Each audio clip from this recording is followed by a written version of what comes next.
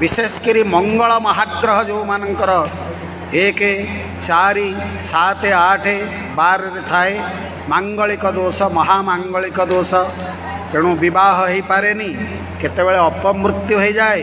केतेबेले विवाह कले भी संतान हुए तेणु समस्त भक्तबंधु मानकर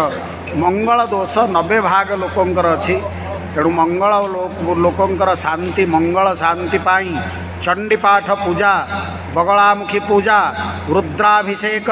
एक सब करा जाए। तेणु आज महापुण्य संक्रांति रे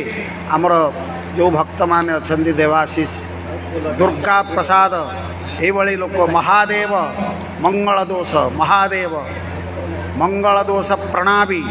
ये भाव में बहुत शिष्य भक्त से मंगल दोष रही